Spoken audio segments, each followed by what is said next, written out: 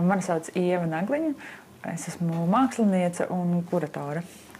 Un dažādu pasākumu, kultūras pasākumu un projektu vadītāja.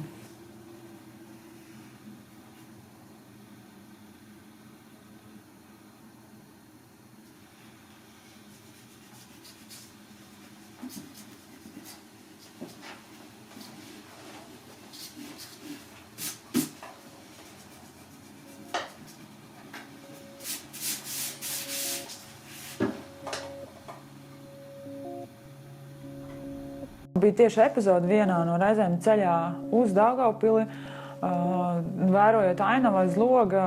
Tā sajūta bija, ka tā ainava kļūst arvien tukšāka un tās mājas izskatās arvien neapdzīvotākas, braucot tuvāk Daugavpilī un tālāk no Rīgas.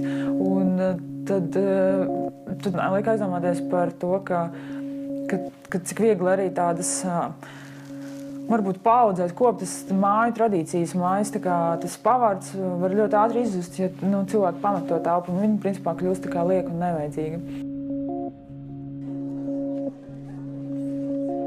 Šīs izstādes kontekstā, arī man ir nācies, bieži ir bijušas pārdomas pēdējā laikā par to, ka es daru daudz dažādas lietas. Esmu daudz kur iesaistīta, un vai tas viss nav par daudz, vai es to visu varu paspēt un varu pietiekoši kvalitatīvi izdarīt, kad nav vērts no kaut kā arī atteikties. Un, tas, protams, iet paralēli šīm manām personiskajām pārdomām.